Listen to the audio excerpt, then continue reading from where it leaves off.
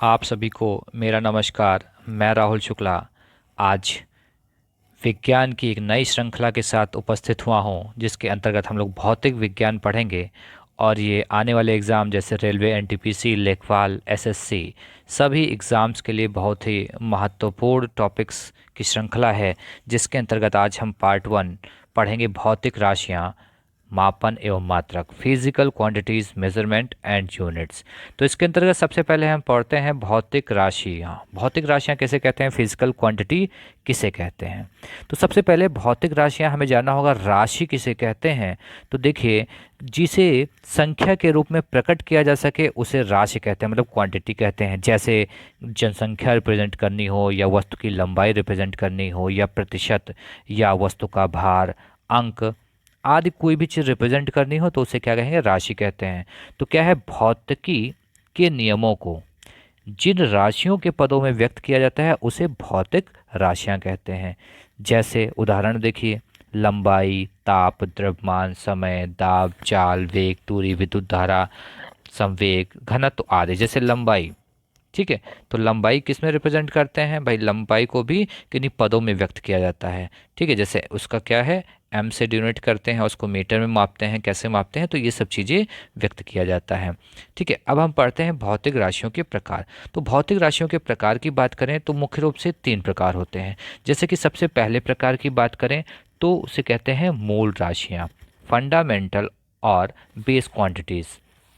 इसके अंतर्गत देखिएगा, वह राशियां जो अन्य राशियों से स्वतंत्र होती हैं, अन्य राशियों से स्वतंत्र होती हैं तथा जिन्हें व्यक्त करने के लिए अन्य भौतिक राशियों की आवश्यकता नहीं होती, मूल राशियां कहलाती हैं। बात समझिएगा, वह राशियां जो अन्य से स्वतंत्र होती हैं। जैसे देखिए, मूल भौतिक राशियां 7 होती हैं, जैसे लंबाई। ठीक है, अब लंबाई को अगर एक्सप्लेन करना है तो लंबाई को एक्सप्लेन करने के लिए ना ही आपको अन्य किसी भौतिक राशि की जरूरत नहीं पड़ती, जैसे समय, ताप, द्रव्यमान, विद्युत धारा, इनकी जरूरत नहीं पड़ती। वो अपने आप में स्वतंत्र होती है, क्योंकि लंबाई का कोई फॉर्मूला नहीं होती। लंबाई क्या है, मीटर में मापी जाती है, तो अपने आप में स्वतंत्र है तथा जिसे व्यक्त करने के लिए किसी अन्य भौतिक राशि की आवश्यकता नहीं होती। ठीक है, तो ऐसी राशियों को क्या कहते हैं, मूल राशियां कहते हैं। मूल राशियां कितनी होती हैं, मूल भौतिक राशियां कितनी होती हैं, 7 होती हैं। याद रखिए कौन कौन सी, लंबाई, समय, ताप, द्रव्यमान, विद्युत धारा, जो तीव्रता तथा पदार्थ की मात्रा।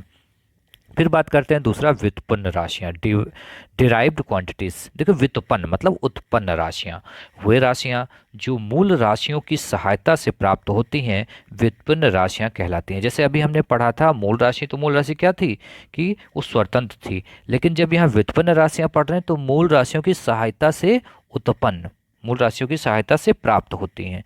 तो कहने का मतलब है व्युत्पन्न राशि कहते हैं। जैसे क्षेत्रफल, तो क्षेत्रफल का फॉर्मूला क्या होता है, लंबाई गुणे चौड़ाई। ठीक है, तो देखिए लंबाई किस में मापते हैं, मीटर में। ठीक है, चौड़ाई भी मीटर में। तो देखिए यहाँ पर क्षेत्रफल क्या है, व्युत्पन्न राशि है। अब उसे व्यक्त करने के लिए हमें किसकी जरूरत पड़ेगी, मूल राशि। और मूल राशि क्या थी, मीटर, जैसे लंबाई गुणे चौड़ाई। ठीक है, फिर ऐसे ही आयतन क्या होता है, LBH। ठीक है, लंबाई गुणे चौड़ाई गुणे ऊंचाई। तो इसमें भी देखिए क्या हुआ, इसे व्यक्त करने के लिए हमें क्या पड़ा, मूल राशि की आवश्यकता पड़ी। ठीक है, तो आपको समझ में आया होगा, व्युत्पन्न राशियां बहुत सारी होती हैं, जैसे क्षेत्रफल, आयतन, दाब, चाल, वेग, त्वरण, बल, कार्य, ऊर्जा आदि। तीसरी हम राशि बात करते हैं पूरक राशियां, सप्लीमेंट्री क्वांटिटीज। मूल राशियों तथा व्युत्पन्न राशियों के अतिरिक्त 2 अन्य भौतिक राशियां भी होती हैं। ठीक है, 2 अन्य भौतिक राशियां भी होती हैं जो ना ही मूल राशियां होती हैं और ना ही व्युत्पन्न राशि होती है। यह राशि पूरक राशियां होती है। जैसे समतल दर्पण, ये क्या है, पूरक राशि है। या घन कोण, ये कैसी राशि है, पूरक राशि है। तो आपसे इसमें भी क्वेश्चन पूछ सकता है कि निम्नलिखित में से कौन सी पूरक राशियां हैं। उसी में मान लीजिए दिया जाए लंबाई, समय, ताप, और उसी में एक समतल दर्पण दे दिया जाए, तो क्या होगा, समतल दर्पण। यहाँ आपका आंसर होगा, क्योंकि ये क्या है, पूरक राशि है। फिर हम बात करते हैं मात्रक। मात्रक से पहले हम बात करेंगे मापन की, मेजरमेंट। देखिए, किसी भौतिक राशि का उसके निश्चित मानक से तुलनात्मक अध्ययन ही मापन कहलाता है। तो मापने के लिए, कोई सी चीज़ को मापने के लिए क्या करते हैं, एक मानक आप यूज़ करते हैं। जैसे फॉर एग्जांपल स्केल का प्रयोग करते हैं, उसी तरीके से तो उसे क्या होगा, स्केल के माध्यम से आप तुलना करते हैं, तब उसको मापते हैं, मेजर करते हैं। और मात्रक किसे कहते हैं, यूनिट। प्रत्येक भौतिक राशि को मापने के लिए स्वेच्छा से चुने गए किसी निश्चित परिणाम को मात्रक कहते हैं। भाई अब किसी चीज़ को मापना है तो आप उसके लिए क्या होगा, कोई परिणाम सेलेक्ट करेंगे। जैसे फॉर एग्जांपल लंबाई, लंबाई में लिखा है 25 एम, 25 एम मीटर, मतलब 25 मीटर। अब 25 क्या है, एक राशि है, और मीटर क्या है, मीटर क्या है, मीटर एक क्या है, मात्रक है। मीटर क्या है, मात्रक है। तो यहाँ पर एम क्या हो जाता है, एम मात्रक हो जाता है। और 25 जैसे लिखा जाए 20 kg, तो 20 क्या है, देखिए क्या है, एक राशि है, और केजी क्या है, इसका मात्रक है। ठीक है। फिर बात करते हैं मात्रकों की पद्धति, सिस्टम ऑफ यूनिट्स। तो यहाँ पर 3 तरीके की पद्धति है एमकेएस पद्धति। तो सबसे पहले हम एमकेएस पद्धति की बात करते हैं। एम की बात करें तो एम फॉर क्या होता है, मीटर। के की बात करें, के फॉर किलोग्राम। एस का मतलब होता है सेकंड। ठीक है। तो एमकेएस, बहुत सारे ऐसे देश हैं जहाँ पर एमकेएस पद्धति किसी चीज़ को मापने के लिए क्या करते हैं, मात्रकों का प्रयोग करते हैं, तो एमकेएस पद्धति का प्रयोग करते हैं। जैसे मीटर, लंबाई को मापने के लिए इसका प्रयोग करेंगे, मीटर का। द्रव्यमान को मापने के लिए किसका प्रयोग करेंगे, किलोग्राम का। और समय को मापने के लिए किसका प्रयोग करेंगे, सेकंड का। बहुत सारे देशों में सीजीएस पद्धति है। सी फॉर क्या होगा, सेंटीमीटर। जी फॉर क्या होगा, ग्राम। और एस फॉर क्या होगा, सेकंड।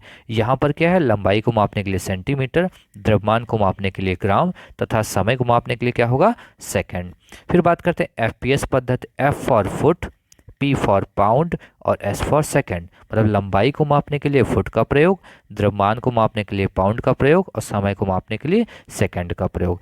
इसका मतलब है कि तीनों में देखिए लंबाई, द्रव्यमान और सेकंड को मापा जा रहा है। भाई लंबाई, द्रव्यमान, सेकंड को तीनों में ही मापा जा रहा है। तीनों में ही कॉमन बात क्या हुई कि सेकंड जो है इस समय का मात्रक है तीनों में ही। लेकिन जब आपसे पूछ लिया जाए कि मान लीजिए द्रव्यमान का एमकेएस पद्धति में मात्रक क्या होगा, तो एमकेएस, तो एम के मतलब के द्रव्यमान, तो के फॉर क्या होगा, किलोग्राम। इस तरह सीजीएस में पूछ लिया जाए तो ग्राम में, और एफपीएम से पूछ लिया जाए तो पाउंड में। इस तरीके से कोई भी मात्रक आपसे पूछा जाए, आप उसके फुल फॉर्म से और यहाँ पर कोरिलेट करके आप इसलिए बता सकते हैं। उसके बाद बात करें एमकेएस तथा सीजीएस पद्धति को क्रमशः मीट्रिक तथा डेसिमल पद्धति कहते हैं। जैसे एमकेएस को क्या कहेंगे, मीट्रिक पद्धति, और सीजीएस पद्धति को क्या कहेंगे, तो डेसिमल पद्धति कहते हैं। अब देखिए, जब बात करें, हर देश में अपनी अलग अलग पद्धति है। किसी देश में एमकेएस पद्धति है, किसी में सीजीएस पद्धति है, किसी में एफपीएस पद्धति है। मानते हैं कि हमारे भारत में मान लीजिए एमकेएस पद्धति है, और हम किसी देश के साथ व्यापार करते हैं। अंतर्राष्ट्रीय स्तर पर जब व्यापार होगा, अब जब विभिन्न देशों में अलग अलग मात्रकों की पद्धति होगी तो प्रॉब्लम क्रिएट होगी। जैसे हमें मान लीजिए सपोज दैट हम क्या कहेंगे, 1 किलोग्राम आलू, 1 किलो आलू, हम 1 किलो आलू कहेंगे। तो मान लीजिए किसी कोई देश है, फॉर एग्जांपल जैसे हम कह लें अमेरिका, तो अमेरिका में सीजीएस पद्धति है, तो वहाँ पे हम क्या कहेंगे, वहाँ क्या कहेंगे, वहाँ 1 किलो आलू ना क्या कहेंगे, 1000 ग्राम आलू, 1000 ग्राम आलू। तो दोनों के मेजरमेंट में डिफरेंस आया।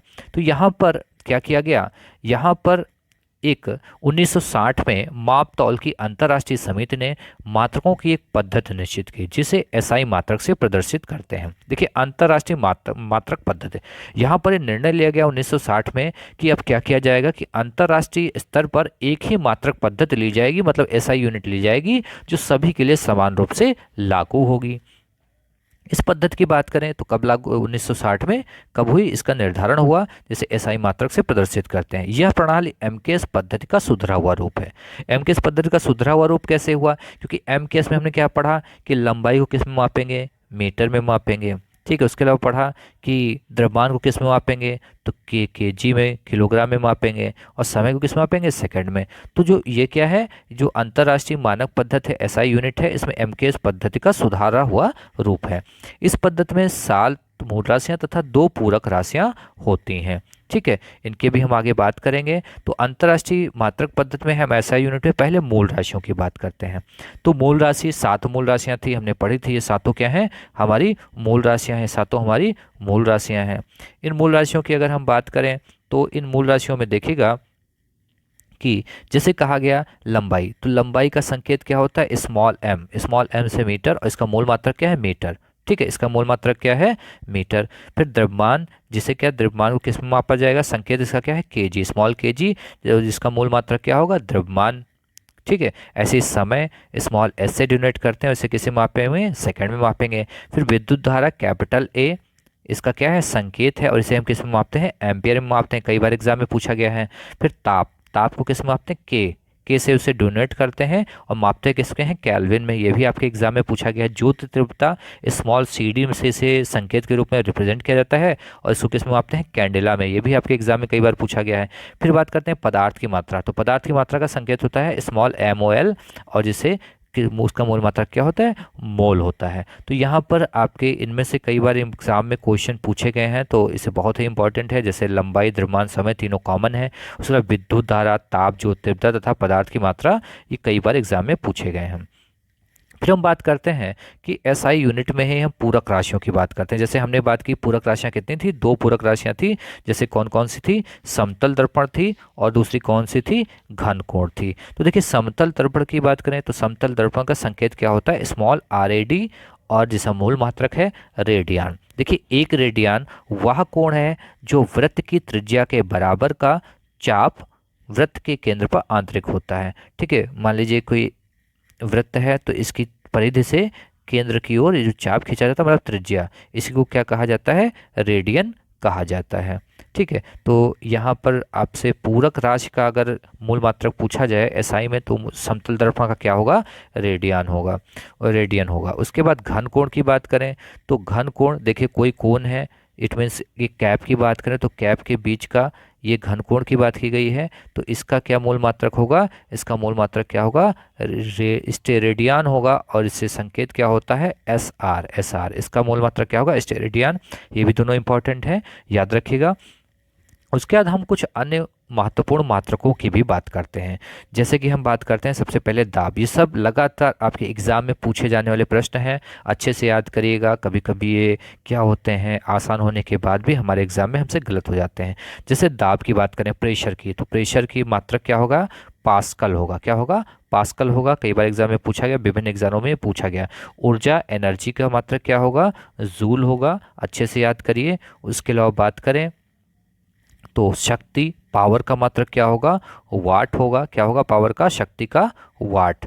ठीक है, और फिर बल, फोर्स की बात करें तो उसको किस में मापते हैं, न्यूटन में मापते हैं। अच्छे से फिर से देखिए कि दाब को किस में मापा जाएगा, पास्कल में, ऊर्जा को जूल में, शक्ति को वाट में तथा बल को न्यूटन में मापा जाता है। सभी इंपॉर्टेंट है, अच्छे से याद करिएगा। आज हमने छोटा सा टॉपिक डिस्कस किया है। इसके बाद अगली वीडियो में हम लोग सदिश राशि और अदिश राशि को हम लोग पढ़ेंगे, जो कि दिशा तथा परिणाम के आधार पर किसी भौतिक राशियों के प्रकार में ही सम्मिलित है। तो उसे हम लोग अदिश और सदिश राशि को अलग से पढ़ेंगे, जिसे स्केलर क्वांटिटीज़ और वेक्टर क्वांटिटीज़ कहते हैं। इसे आप अच्छे से पढ़ें और हमारे चैनल को लाइक करें, सब्सक्राइब करें और लगातार आप इन वीडियोस को देखें। आपके अंदर बहुत ही जल्दी बदलाव नज़र आएगा और आपके एग्ज़ाम में काफ़ी हद तक आपको हेल्प करेगा। आज के लिए इतना ही। बहुत बहुत धन्यवाद।